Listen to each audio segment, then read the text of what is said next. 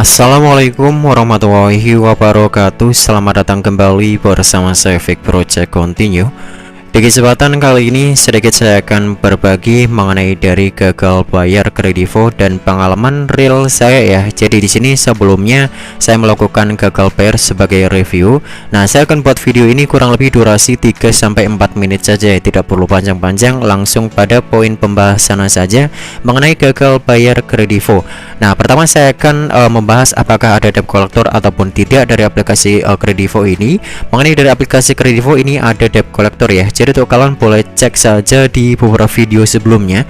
Saya melakukan review gagal bayar kredivo kurang lebih di tahun 2022 yang lalu ya. Kurang lebih di pertengahan bulan April saya review gagal bayar kredivo, dan sekarang ini adalah akun yang saya miliki juga yang sebelumnya saya lakukan ataupun review gagal bayar kredivo. Kalian boleh cek saja untuk video yang sudah saya ulas itu. Saya melakukan gagal bayar dan alhamdulillah belum sampai DC ke rumah ya. Jadi kurang lebih kemarin saya review ada 4 bulan gagal bayar. Oke, kembali lagi mengenai pembahasan gagal bayar. Untuk pertama, apakah kredivo ada debt collector ataupun tidak? Aplikasi kredivo ini resmi ada debt collector di mana-mana ya, khususnya di daerah Jawa, Sulawesi, Sumatera, Kalimantan, kemudian ada Bali juga ada, karena kredivo sudah bekerja sama di beberapa layanan bank juga. Untuk lokasinya mungkin tersebar ya. Katakanlah seperti ini, walaupun di bulan pertama, bulan kedua ataupun bulan ketiga kalian tidak didatangi debt collector, bisa saja di bulan berikutnya ataupun 1 tahun ke depan kalian akan didatangi karena ada data yang tertaut ataupun data tersebut sesuai dari lokasi terdekat pengajuan ataupun gagal bayar rekan kalian juga. Jadi misalkan ada teman kalian di satu kota yang sama walaupun tidak kenal, memiliki tagihan dengan jumlah yang banyak kurang lebih sampai 20 juta rupiah, otomatis nanti akan didatangi ya, karena nominalnya sangat besar sekali. Dan karena itulah yang menjadikan kalian juga didatangi, karena ada tetangga ataupun lokasi terdekat telah didatangi oleh debt collector kredivo, dan hal itu yang menyebabkan kalian juga akan didatangi walaupun kurun dari lebih 1 tahun ke depan. Ya, itu adalah pengalaman teman-teman juga. Itu mungkin jangka yang cukup lama, namun DC kredivo itu tetap ada.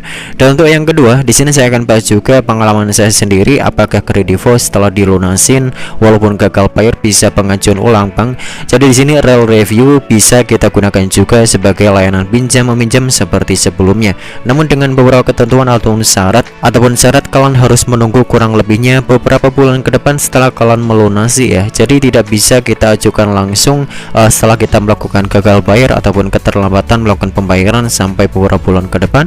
Setelah kalian melunasi, otomatis di pengaturan akun ataupun di menu akun, skor kredit kalian akan berubah menjadi D ya, dan itu adalah salah satu skor yang buruk sekali. Dan untuk mengatasi hal itu, jangan pernah lakukan pengajuan pinjaman di beberapa platform yang lain, supaya nanti dari sistemnya mengatur ulang sendiri dan merefresh data kalian, otomatis nanti akan berubah menjadi C ya. Dan itulah pengalaman saya pertama kali di ACC pun saya memiliki untuk skor kreditnya C, kemudian sekarang sudah meningkat kembali dan levelnya ini sudah di Credit Club ya, ataupun bintang Olimpiade.